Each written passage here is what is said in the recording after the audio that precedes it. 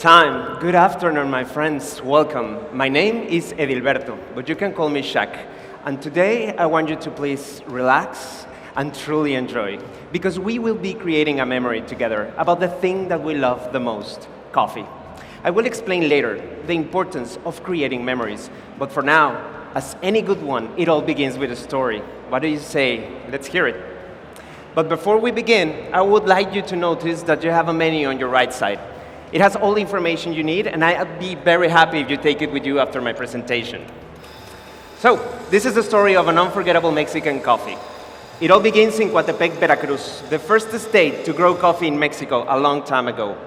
At 1,300 meters, you will find El Equimite, one of the few certified biodynamic coffee farms in Latin America, and an amazing beacon of regenerative and sustainable agriculture.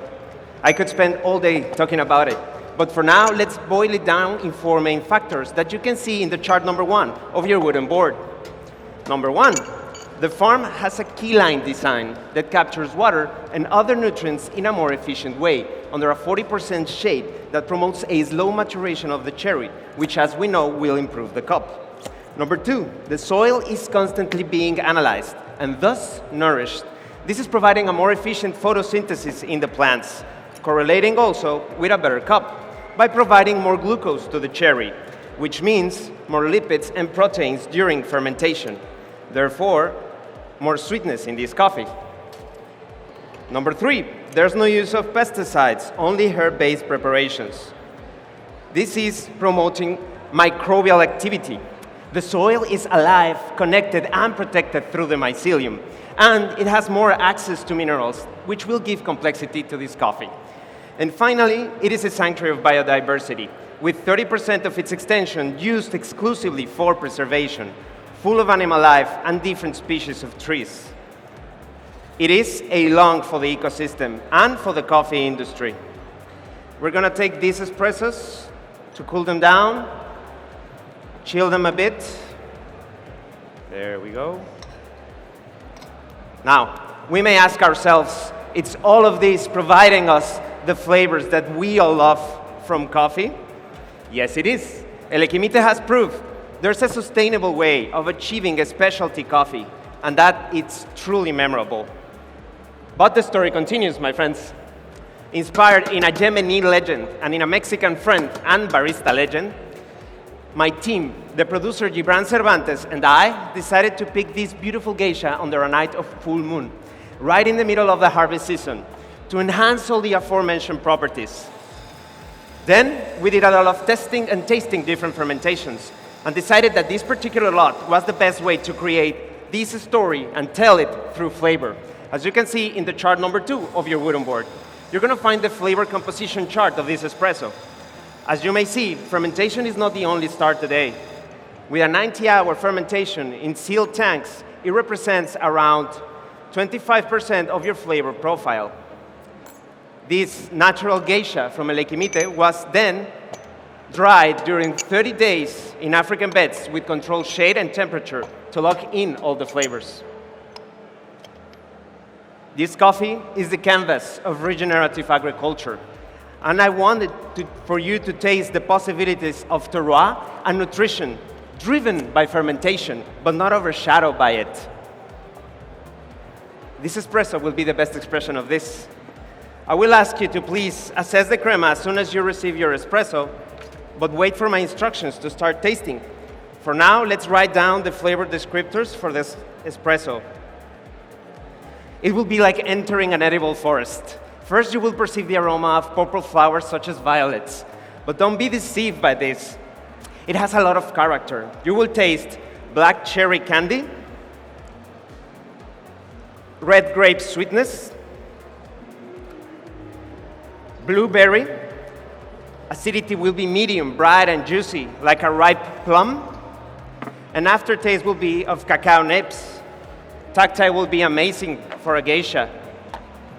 Medium coating body, silky texture, and juicy. Now, I will ask you to please stir your espresso 10 times with the silver spoon that you have on your right and that you can leave in the glass cups. And then you can start tasting. Full moon espresso for you. Full moon espresso here. Here, enjoy. Edible first. Enjoy, please. I'll be back.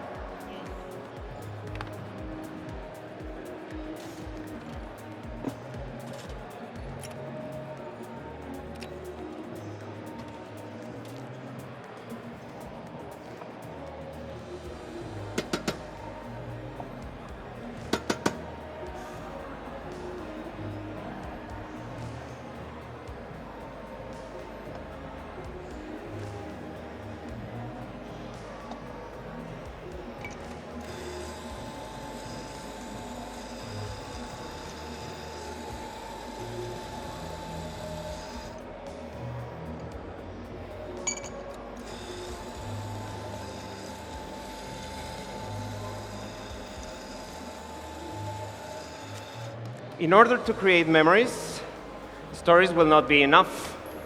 We need to support them with flavor, and roasting is essential for this. This coffee was roasted 15 days ago by my friend Jorge Sotomayor in Guadalajara, Mexico, which I don't know if you know, but it's the homeland of tequila. Jorge was amazed by how heat-resistant this bean was, empowered by its nutrition. So he decided to use a technique he calls thermal stability. He first lets the roaster and the bean stabilize on its own before applying full heat and air to end with a 15.5% development. The results were amazing and so tasty. It retains subtle flavors and aromas from the variety while fully developing fermentation and terroir in that amazing body of sweetness that you just tasted. Now, I'm using 20 grams in for all of my espressos, 40 grams out for the espresso course, with a 21% extraction. Now, moving on to your milk course. Believe me, my friends, I've tried most milks produced by animals and plants, and this 50% freeze-distilled cow milk remains the best option in terms of balance and complexity. Thanks to the increase of fats, sugars, and proteins that this technique has over this 4% fat milk I found here in Athens.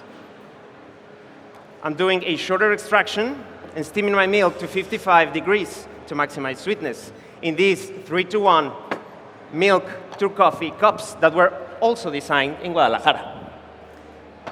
Now, I will ask you to please write down the flavor experience for this one.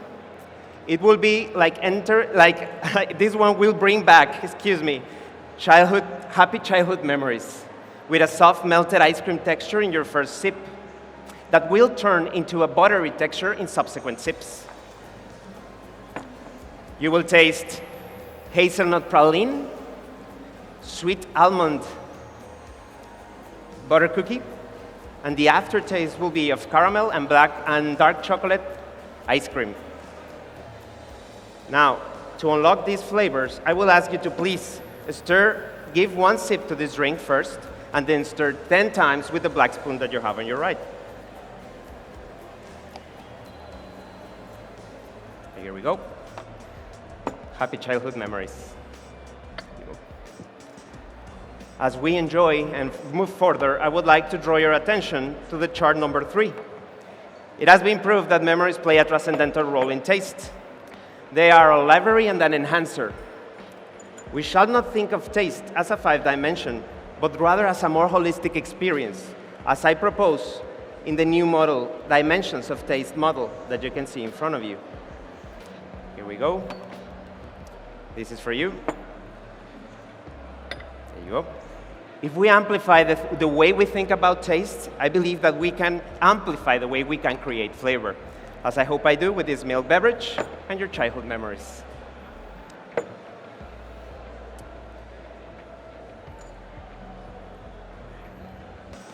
A fun fact about these cups is that we were inspired by limestone, which is a material, a rock, that was used in ancient constructions both in Greece and Mexico.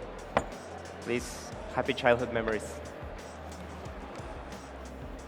I always say this, but last but not least.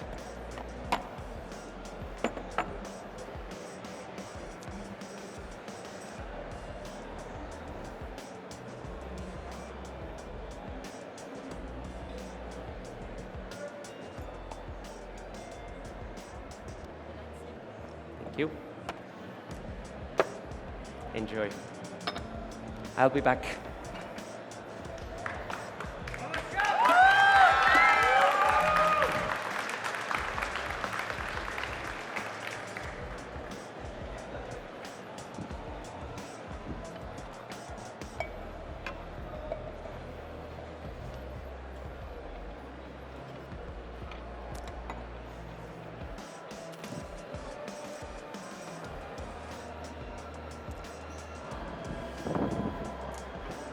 Now, as we move forward, I would like to ask you if you'd be so kind to please trust in me and close your eyes for a moment.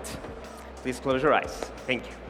And remember, that one flavor, maybe it was a cup of coffee that blew your mind away in such a way that made you wanted to devote part of your life to this. That is one life-changing memory and flavor. And I believe everyone in coffee should strive to create those. Now, open your eyes. Welcome once again. Let's create one final memory with my signature beverage, Nemo Sin, as called by my coach. I was truly inspired by sustainability and by the idea that flavor is one universal language. So back in Mexico, in home, I created a recipe inspired in local ingredients that I will emulate here, but with Greek local ingredients to prove this. The results can be found in the chart number 4 of your wooden board. Let's get to know these ingredients. First, my 4 espressos that I rapidly chill to open up the flavor. And because I wanted to create a cold beverage, it's getting hot outside. Next, 2 ingredients inspired my espresso. First, green grapes, but in the form of a semi-clarified juice. By adding 23 grams, I will provide a medium, bright, and juicy acidity to this drink, while also creating the flavor of nectarine. Next, I will be using my coffee pucks, but in the form of honey. I reserve coffee pucks from my practices and infuse them with local bee honey to create this amazing coffee honey. By adding 13 grams, it will provide a toffee aftertaste, a vanilla-like sweetness, and it will give my pucks a second use. Next, I will be using the remaining of my freeze-distilled milk, but I transformed it by infusing it with roasted sesame seeds. After 24 hours and many strains, I'm adding 15 grams that will be a reminiscence of my milk beverage. It will provide a medium to heavy body, and it also will provide the flavor of sweet almond liqueur. Next, I will be adding Greek yogurt, but in the form of whey. After straining and clarifying for many hours this yogurt, I'm adding 20 grams of this whey that will provide a silky coating and creamy texture. It acts as an emulsifier.